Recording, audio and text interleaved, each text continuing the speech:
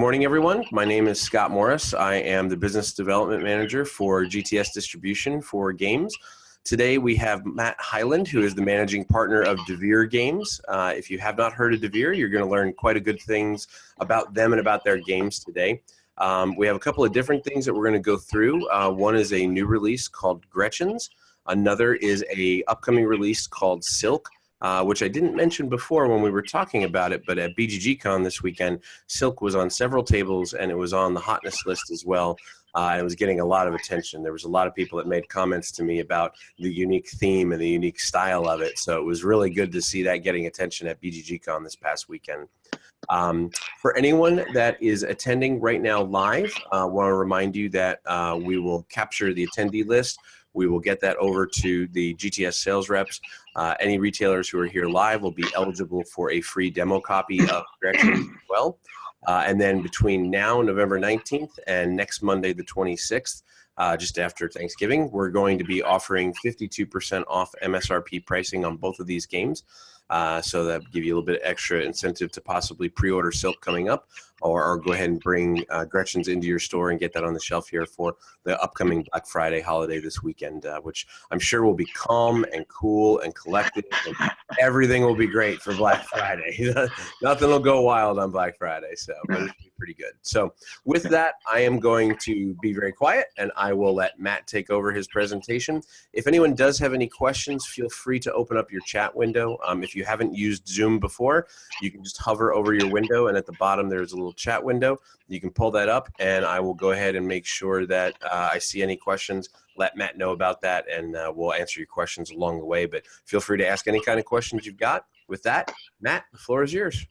All right. Thank you, Scott. Good morning, everybody. Like Scott said, my name is Matt Hyland. I'm from Devir Games here in beautiful Seattle, Washington. It's actually sunny today. We'll see how long that lasts. But thanks, Scott and GTS, for this opportunity. It's a really great opportunity. We appreciate it. And thank you all for attending. And I know that you're super busy trying to ramp up for the holidays and maybe Black Friday as well. So we're going to try and keep this kind of short to let you get back on your day. But hopefully we can get you excited about some of our games and, show you how to sell them, basically, so we can work together here. All right. With that, I want to tell you a little bit about our company, first of all, because we're relatively new to North America. We started here in 2016, in the middle of 2016, with our first English launch. But we've actually been around since 1987. We started in Brazil as comic book importers. And the story goes, one of the founding members of Devir, they noticed that there was a gap in the market, that there were no indie comics, and they loved indie comics. So the guy took $5,000 in cash, and he got on a plane to Houston. And then he got on a bus from Houston to Denver to go visit Mile High Comics, and he barely spoke any English, and that's where he made his first purchase order, and that was kind of how the company got started. And then over time, we began publishing or licensing comic titles in Portuguese. We started publishing RPGs in Portuguese, and that put us on the map so that we could become the exclusive distributors of Magic in Brazil. And from there, we went on to open offices in Lisbon, Spain, for the Portuguese and Spanish markets, and then to service Latin America, which was my first job with Devir, and finally, most recently in Italy. We also are publishers of a lot of key titles of board games in Spanish. So we've got Codenames, we've got all the Czech games, we've got Settlers of Catan, we've got Carcassonne. We've got about 400 titles, Spanish titles in our catalog. And so once in a while, people get requests for Spanish games. I just wanted to point out that later you'll get my contact information. If you wanted to contact us about that, or through GTS, of course, we can set you up with some of those games. As we go through this presentation, I'm not going to tell you a lot about gameplay, because if you're anything like me, you probably won't remember a ton until you actually watch a full video, or you maybe even play it once or twice. But I am going to try and tell you what kinds of people you might want to recommend these games to, what types of gamers these games are appropriate for, and help you sell the games that way. And then at the end, I'd like to get a little bit of feedback. Maybe you can have some ideas about what we as Devir can do to help you guys sell our games in your stores. So let's start with Gretchinz. So Gretchinz came out in March of this year. It's our second best-selling title behind Holmes, which was the flagship product that kind of put us on the map here in the US. It's designed by Roberto Fraga and Johan Lemonnier. Those are the same guys who did Captain Sonar, which is a great game. And it's under license from Games Workshop using the 40K IP. So the game is, it's been described as Orcs meets Mario Kart. There's a lot of dice rolling, there's programming, and there's a racing aspect to the game. It's fun, light, fast, and chaotic, and a little bit noisy. So you're going to be frantically rolling dice and then yelling "Rah!" at the end once you have your program to make everybody else stop doing what they're doing. So people who might like this, if you're recommending this game to your customers, people who like fun games, people who like party games, you don't need to know anything about the 40K IP to enjoy this game. And obviously GW fans are going to like it. They tell me that the theme behind the game really ties in well. So it's a very thematic game that made a good use of the 40K IP. In fact, the guy in our publishing department in charge of this project is a former Games Workshop guy. People who might not like this game, in doing demos, I've seen like really kind of serious people not enjoying it so much. People who are min-maxers, people who don't like a lot of pressure. This would not be the game for them. But if you've got like people who like party games, it's a great beer and pretzels kind of game. Fun groups of people, this is for them.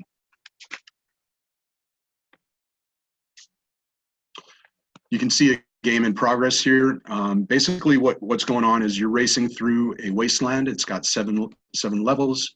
You can see these are the different levels here. These are your terrain cards. Some terrains give you bonuses. Some of them make you stop or penalize you. The cards are both the track, and they're also what you use to shoot at your opponents or the terrain in front of them. So when the game begins, you're going to be rolling these dice here, and the dice allow you to do different moves. So you can either move diagonally in one direction or the other, because the buggies are totally undependable. They never go straight. You can draw extra cards. You can shoot.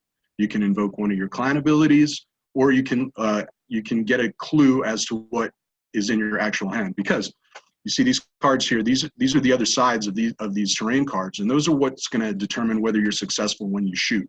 So when you shoot, you throw down two of these red cards, or two of these cards. Whoops. Go back. Sorry about that. And if both of the cards are red, you're successful. But if you manage to throw down one of the blue cards, it's unsuccessful. And the trick is, when you're playing, you're going to have your hand out like this. So I don't know what I've got in my hand when I'm shooting, but everybody else can see. And so there's some unpredictability there. It's never a guarantee that I'm going to be successful when I shoot. Now, if I am successful, I can either shoot the terrain in front of a player and make them go into a crater and they have to discard cards, or I can shoot their buggy and I'll put a little flame counter on top of the buggy. And if you get 3 flame counters, you have to stop. You got to discard your hand, and you actually lose a turn while the orc puts out the fire. However, if I'm unsuccessful, then that flame counter is going to go on my buggy, so I can do some damage to myself. And it gets really funny toward the end of the game, because it looks like somebody's going to win, and everybody else starts to gang up on them, and they're shooting them to try and slow them down. But as you can see, sometimes the results don't go. Sometimes things don't go like you expect. And you've got these cool little cardboard buggies. They punch out and you assemble them. And there's an insert inside the game, inside the tray. So once you've assembled your buggy, you can just put it in there. You don't have to do it every time. But it's kind of a neat little 3D element to the game. And here are just some basic facts. Now, it is a 2 to 4 player game for 1 box, but you can combine 2 boxes and play with up to 8 people. And you can probably imagine it gets super chaotic that way and really a lot of fun. And we are offering a special. So if you order it through GTS, if you order 3 games, we'll get you a free demo copy. And it's really easy to demo, by the way, and it attracts a lot of positive attention in the store when people are playing, because it's frantic and people are laughing and having fun and yelling "wow" once they've completed their program. Matt, this is Scott. One of the things I was going to say is, I picked up a copy of this at Gen Con, and I think you hit the nail on the head around if you know the Games Workshop license, it obviously is very familiar in the craziness of the war boys and everything like that. But if you don't know the Games Workshop license well, it doesn't impede you from playing it at all. I mean, it's something that you're rolling dice really fast, you're yelling, you're pointing, you're putting the cards out. So it's a nice combination of having an IP to help make it a sellable product from an IP standpoint, but not having to need the IP to actually enjoy it. So that was a great experience from my end. Cool. I'm glad to hear that. Yeah, that was definitely by design. It was intentional. Okay, so let's talk a little bit about Silk. So we debuted this at Essen. Our product, unfortunately, for North America, isn't going to hit until the end of December, or end of November. So we'll launch this in early December. But that's good. It means you still have time to take pre-orders. I've seen this described as a Euro without sheep. So we have, not the standard Euro agricultural themes. Instead, we've got this nice Miyazaki anime style art, and the animals that you're moving around are silkworms, and the basic goal is to harvest silk. You've got worker placement, area control, and the dice rolling mechanism on here. But the dice it doesn't make it a totally luck dependent game, because you can spend your victory points to alter the result of the rolls and mitigate that part of it. I'm sure you know Man vs. Meeple. They give away 12 seals of approval every year, just 12, and Silk received one of them. So we're in pretty elite company with that. And the guys really like the game. They do a fantastic job explaining how to play. So if you want more details after this presentation on how to play, I suggest you go and watch that video. It's only about 20 minutes long, and it'll give you a good explanation so you get a better feel for it. But they were very complimentary of the game. Also, if you know Meeple Gamers, it's a blog, and they get about 60,000 hits a month. And they released their top 10 games from Essen list, and Silk was on it. So again, it's pretty elite company.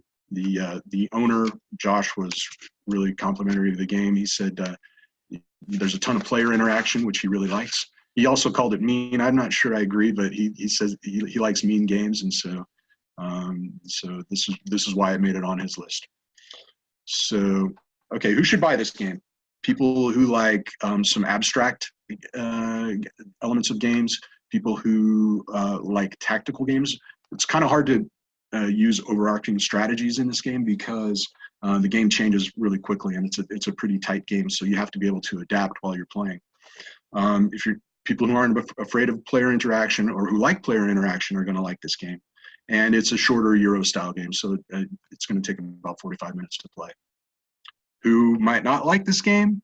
I'm sure you know that Rado says he doesn't like games that can be mean or negatively impact what the other player is doing. So this is not a game for Rado. If you don't like player interaction, if you prefer just kind of sandboxy games, this might not be for you. And again, it's a tight game. So if you're looking for a big world, lots of choices, it's probably not going to be the best game for that sort of player. But it is fun. There's a ton of different tactics that you can use and different ways to win. Basic gameplay, you're going to roll the dice. The dice will give you possibilities, what you're allowed to do in the game. So the things can be, you can deploy your silkworms, you can move the shepherd or the mastiff, you can construct walls, you can build your nurseries, which are what you need to deploy your silkworms. You can harvest silk, and you're going to get points for doing that depending on the color of the tile. So like this tile here gives you 3 silk points, this one will give you 2, the hay field will give you 1, this is a barren field, it doesn't give you anything. And lastly, you can move the ukami. And the ukami is this bad girl who, if she moves onto a space where there are silkworms, she's going to capture them and put them in her lair, presumably to eat them later. And those captured silkworms count as negative points at the end of the game. So apart from getting points by harvesting silk, you can use these bonus tiles. So this one, for the first person to get 5 wall segments completed, they're going to get a bonus, 5-point bonus. If you're the first person to construct all of your nurseries, you get a 5-point bonus. If you are successful at enclosing 3 tiles like that, you get a 10-point bonus. And I don't know if you can see this part, but if you're the first person to deploy all of your silkworms, you get a 10-point bonus. So again, but watch the Man vs. Meeples explanation, and they do a fantastic job of telling you how to play the game.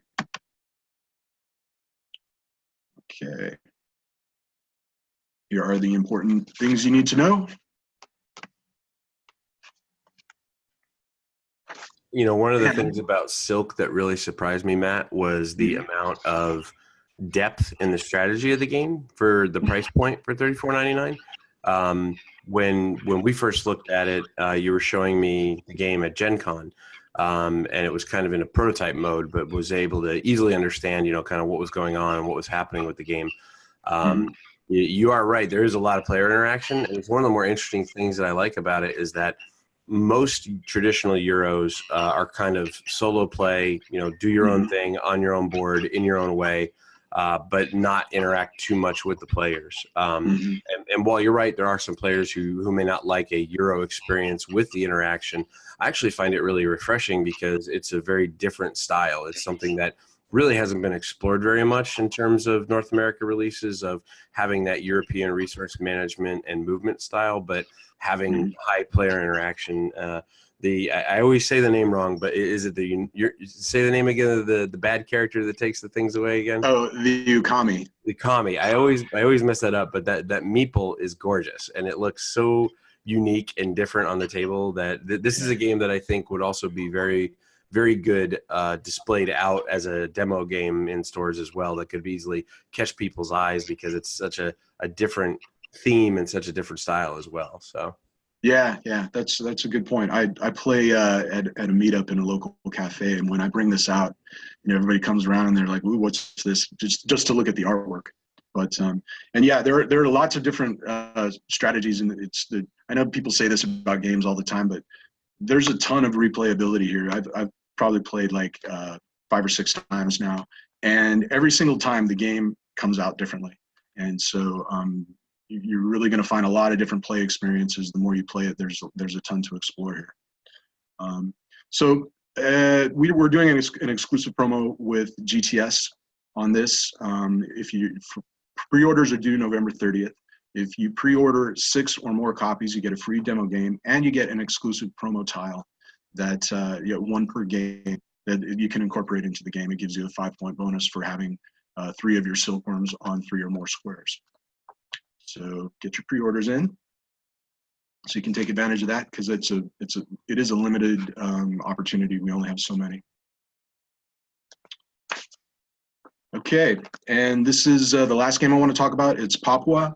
Again, this is coming out at the beginning of December as well, and we did debut it at Essen. It was a surprise hit. It did a lot better than we thought it was going to do at Essen, and right now it's at a 7.7 on BGG, so it's getting some pretty high ratings. This is for people who like maybe shorter, medium weight Euros with a little bit of luck elements, but not too much. The player interaction is more limited to like trying to get onto spaces before your opponents can do it. Reminds me a little bit of Stone Age in that aspect. I like Stone Age, but there's a little bit more going on here than in the basic Stone Age game.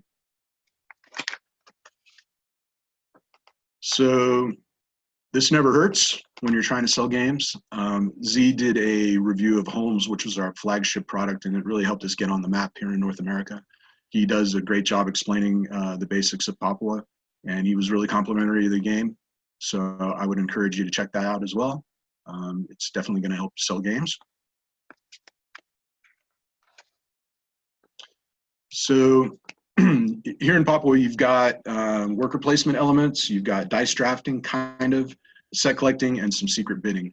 Essentially, you're deploying your explorers around the different areas of Papua. Maybe they go here and they want to build some huts so that they can house more explorers, bring more explorers into the game. They could go and collect fish to feed the explorers. Maybe they need money to pay the Papuans to help them discover things around the island. You can go and collect sets of rare plants and animals, and that's where the set collecting element comes in here. You can see where you get the various rewards for the sets that you have. And there's a secret bidding mechanism where behind your screen, when you go to try and acquire those cards, you're going to have to bet by placing a number of workers or a number of coins in order to win those different spaces and win those cards. There's an energy track, which kind of goes along here, and that's cool because at certain thresholds, you're going to be forced to either sacrifice explorers or have enough fish to feed them. And then at the end, you do get some rewards if you have extra fish and extra money. So it's a fun game. I'd recommend you check out that video from Z to give you more information about the gameplay.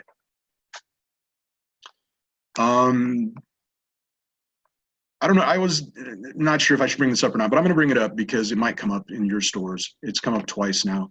I had people say, is that art realistic or is that art PC? And so I went to the artist and said, hey, what was the inspiration for the images that you used? And he sent me a whole swath of photographs. And so as you can see, the imagery on the game is very realistic. There's nothing not PC about it. So if anybody asks any questions, you can encourage them to just go Google images of Papuans or Papua New Guineans, and they'll see that it's based in reality. So.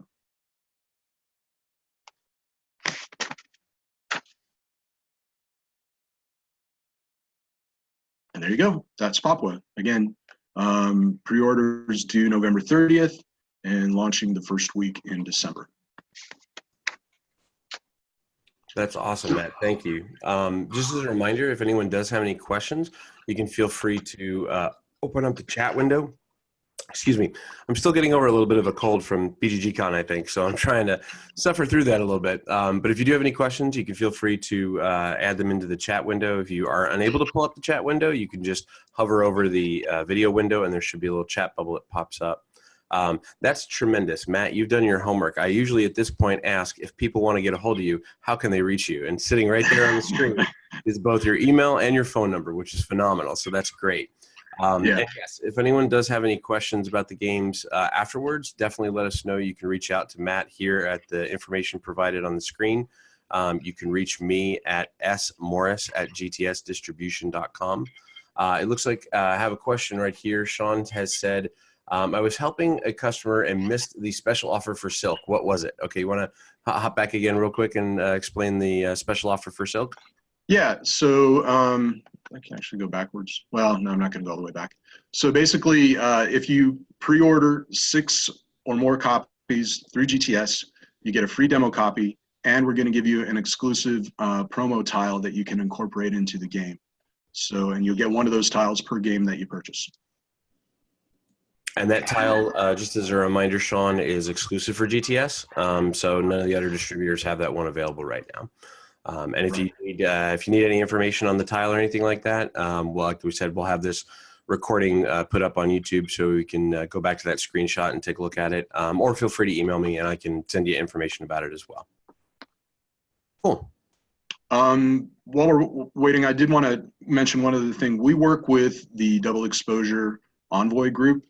And so one of the reasons actually I put my contact information below is that if you ever want a herald to come in and do demos in your store, we can work with that group and I'll set them up with a demo copy.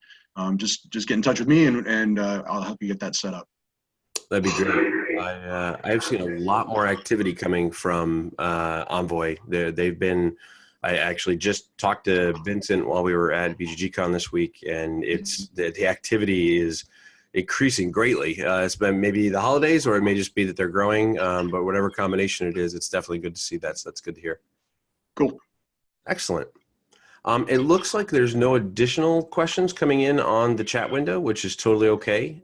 So for now, I think we'll go ahead and end the broadcast. As a reminder for all the retailers who joined us today, first, thank you very much. I know that this is an extremely busy week.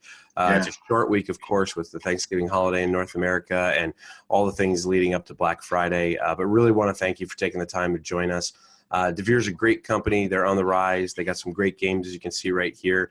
Matt is very accessible. I can tell you from my experience working with him that if you have any questions, just reach out, let him know. Again, you can contact him at the information provided here on the screen. And if you do have any additional questions, definitely let us know. Derek just did add a comment. He said, I just want to say thank you for keeping your SRPs very reasonable. That is a great point to bring up, because that is something we hear from a lot of retailers. I know, Matt, actually, before I finish, at the beginning, you said that you wanted to ask for some feedback. Was there any questions that you wanted to ask any of the retailers that are on here before we finish up? Well, and I know it's kind of a hard question, but just generally speaking, is there anything that we as Devir can be doing to help you guys sell our games? I mean, any kind of feedback along those lines would be great. Okay. If anyone does have any suggestions or any questions, feel free to drop them in the chat window. I will say Derek's comment about the SRP, something that I've heard quite a bit from retailers recently in probably the last 2 or 3 months, especially leading into the holidays, that having a good game is really no longer enough anymore. But having a good game at a good SRP that is a sellable product to people is really what the retailers are having the most success with. So it's definitely good to see that people are picking up on that, because your games are definitely fun, and they're definitely fun for an affordable price, which is good. Great. That's good to hear. It looks like there's no comments coming in, so we'll just, oh no, we got one right here. A free copy equals the best way to advertise and get a feel for the game. These webinars are excellent for supporting the games because we get a free copy. Thank you. That's a great comment, Jeremy. Thank you so much. Valerie made a comment. Things like this webinar, offering free demos, even giving us suggestions like the online reviews from the Dice Tower are great. So that's good to hear too. Thank you. Thank you.